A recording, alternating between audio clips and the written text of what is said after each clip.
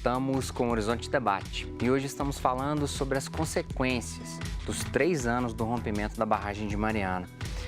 Acho que vou fazer esse quarto bloco perguntando para os nossos especialistas aquilo que os telespectadores estão mandando para a gente. Sou mestrando em ética, o Ângelo, mestrando em ética, e vendo o programa percebo que a legislação é um amparo, que me parece se coloca do lado dos órgãos que detêm o poder. A falta de responsabilidade da empresa comprovadamente foi imensa. O Ângelo coloca uma exclamação aqui. E mesmo com todos os estragos físicos e psicológicos decorrentes do desastre, os afetados pouco ou nada foram amparados, se consideram as proporções do acidente, que foi brutal e lastimável. Antônio, o que fazer frente à proporção lastimável e que ainda não aconteceu? O que ele falou é uma verdade muito grande. Foi recém-concluído um estudo psiquiátrico nas pessoas que sofreram lá em Mariana o desastre em Bento Rodrigues. O número de depressão é 4 vezes a média nacional. Né? E nós temos casos, 5 vezes, né? De 4 a 5. Então, assim, isso foi só lá em Mariana. Nós temos ao longo da bacia milhares de pessoas que tiveram o que a gente chama de projeto de vida destruído. Né? Então, você era um pescador artesanal que vivia da pesca, ensinava a profissão para o seu filho. Agora você não vive mais da pesca, você recebe um cartão, que você tem uma renda todo mês, você se sente totalmente inútil. Sim. Muitas pessoas entraram no alcoolismo em função disso. Em função do alcoolismo, muitas famílias se desfizeram.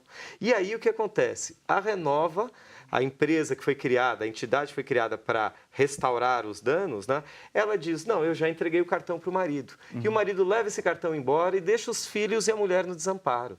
Então, a gente percebe que o dano não aconteceu só, né, em 5 de novembro, há 3 anos atrás. O dano continua acontecendo.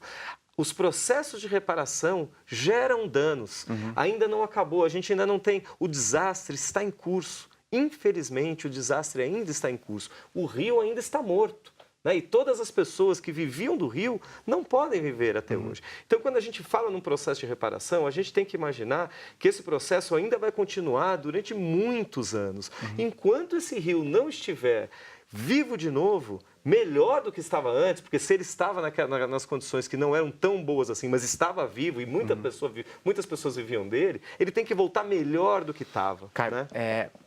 Perdão, Rodrigo, só para completar. Não, acho que essa questão da saúde que o doutor André coloca, ela é muito séria, né? Esses dados que nós fizemos, essa pesquisa lá em Mariana, ele prova a questão da saúde mental, por exemplo, mais de 50% dos jovens, né, já falaram em suicídio, né? São dados muito sérios. Mas, olha, outro dia eu estava vendo um depoimento de uma pessoa falando assim, olha, minha mãe morreu e ela comia o peixe do rio.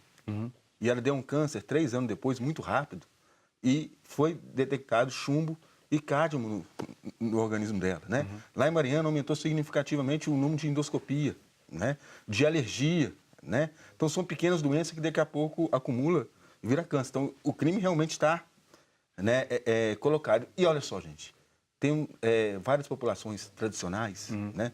Por exemplo, Bento Rodrigues para Catu de Baixo, o modo de vida do povo é tradicional. Sim. São muito tradicionais, né? Sim. Você tem marisqueiro, pescadores, né? Quilombolas, índios Krenak que estão na bacia do Rio Doce, né? Tu diz o Krenak falava com a gente, olha só o que eu perdi. Eu perdi o rio, é o espírito, né? O Krenak tem que ser indenizado espiritualmente. O rio sagrado, né? O rio é sagrado. Ele chama Uatua. Eles consideram o rio sagrado uma entidade sagrada que acabou. Né? Então, religiosamente, destruiu até a religião dos índios, né? Desculpa, Rodrigo. Então, esses povos faisqueiros, né? Vivem da faísca, os garimpeiros, que não era legal, né? É um monte de população que sumiu, que não tem renda nenhuma e que, inclusive, a Renova não considera como atingido. Mas, aí, Caio, todo direito especializado, o direito minerário, o engenheiro, falta fazer um meia-culpa, falta fazer um reconhecimento de que, olha, peraí, mineramos errado, o preço estava baixo, igual o Rodrigo falou, vamos minerar mais devagar, ao invés de fazer assim, se diminuiu 50%, vamos minerar o dobro, porque a gente continua ganhando do mesmo jeito. O raciocínio, às vezes, ele é mercantil e perverso, não? Bom, o raciocínio, ele vai da filosofia de cada empresa, de cada porte de empreendimento pensado. Se a empresa foi montada ali, foi montada com uma planta de beneficiamento e uma capacidade de produção específica, é a empresa, então, que define a quantidade acima ou abaixo que ela tem que produzir. Então, assim, fica difícil de manejarmos essa questão.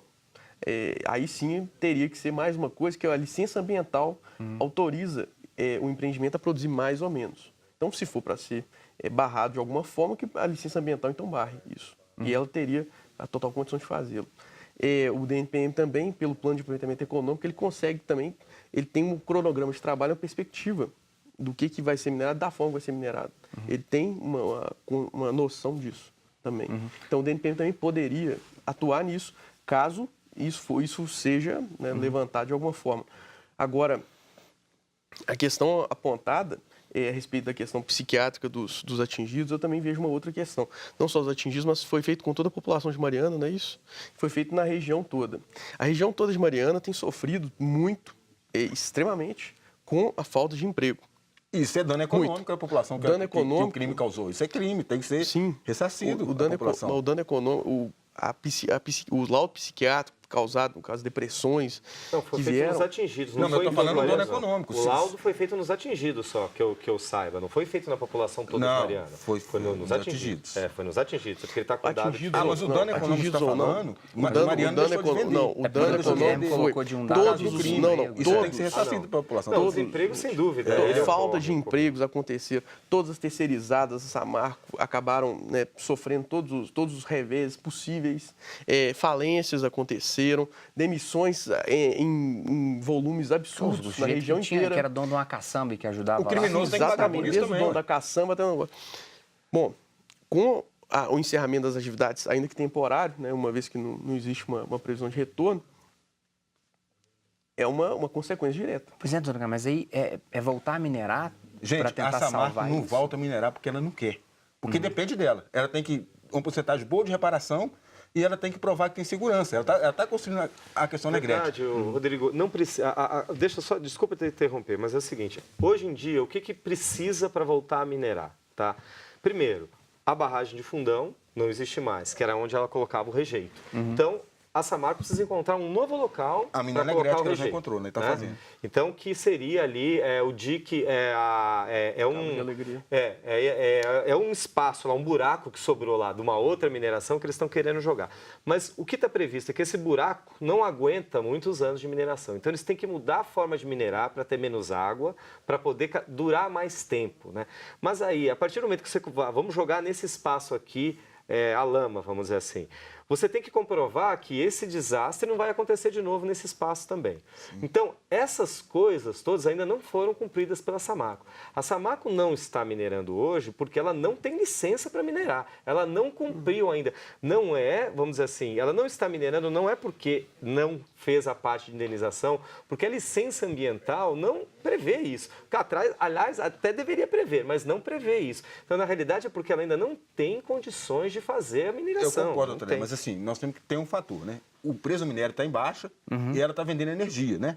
Ela também não está se apressando para voltar por causa disso, porque ela podia ter avançado na questão lá. É mais barato minerar no Pará, não é? Dependendo do lugar. É mais barato minerar no Pará. Agora, eu fico pensando, doutora, isso que você colocou, né, assim, a gente está aqui pertinho e sabe da história de Itabeira. Agora, eu penso numa cidade como Paraupebas, lá no Pará, perto de Carajás, uma cidade hoje com em torno de 200 mil habitantes, o que vai ser daquilo ali quando a cidade acabar? Se isso não vai virar um grande cemitério. Nós temos nos Estados Unidos exemplos de cidades, né, que na época do faroeste, aquelas cidades fantasmas, que eram cidades que viviam do ouro. Nós temos aí na Bahia, na região da Chapada Diamantina, nós temos cidades que existiram e eram cidades prósperas na época do diamante, na Chapada Diamantina, que hoje são ruínas, né? Então, isso não é uma característica nova da mineração. O que eu acho que o que é novo é que naquela época mandava o imperador, mandava o rei. Agora a gente espera que a sociedade mande na mineração, porque esse é um bem público, né? O minério é do povo brasileiro, assim como o petróleo é do povo brasileiro, e eles querem privatizar, né? Então, a ideia é você transformar esse bem público em bem privado. Agora, Caio, rapidinho, só para me registrar, o Geraldo Ferreira, lá de São Domingos do Prata, sempre faço questão, a nossa audiência, claro, ela é da maioria da região metropolitana de Belo Horizonte, gostaria que tivesse mais fiscalização em pagamentos de indenização por parte da Samarco. tem gente que nem dependia do Rio Doce, está na fila para receber indenizações. Então, ele está falando de exemplo de São José do Goiabal, que precisa de mais controle nas indenizações. Geraldo, obrigado, lá de São Domingos do Prata, que ele está falando aqui agora. Eu vou tomar liberdade de responder essa pergunta, porque essa pergunta tem muito a ver com a função do Ministério Público. Eu queria dizer que esse mito de que pessoas estão se aproveitando é uma mentira. Geraldo, tá? Então, aí? Geraldo, onde é que você está? Geraldo, você está aí? Aí, Geraldo, é mentira, tá? O que nós vemos é o seguinte, ao longo da bacia e da quantidade de pessoas afetadas, pouquíssimos casos de fraude existem. Por quê? Porque a própria população local controla isso. Então, se nós temos pessoas lá, nós temos comissões de atingidos, se chega alguém numa comissão de atingido que não é atingido e quer se passar por atingido, os próprios atingidos, não existe controle social melhor do que os próprios atingidos controlarem. Então, nós prevemos ao longo de toda a bacia a formação de comissões de atingidos, nós temos já lá em Mariana, temos em Barra Longa, temos em Rio Doce, mas a gente vai fazer isso ao longo de toda a bacia, inclusive no litoral do Espírito Santo. Perfeito. Né? Então, esse vai ser o controle. Caio, eu convido o Rodrigo, Caio e o doutor André para a gente fazer um outro programa, porque deu muito pano para manga para a gente colocar aqui. Pois não. Por hoje é só. Obrigado pela sua companhia. Eu estou solidário à atividade econômica também, mas às pessoas que sofreram. Por isso esse tom mais solene, esse tom mais de cuidado ao longo desse Horizonte Debate. Fique conosco na próxima quarta-feira, um outro tema importante. Participe também. Um abraço e até o próximo programa. Tchau.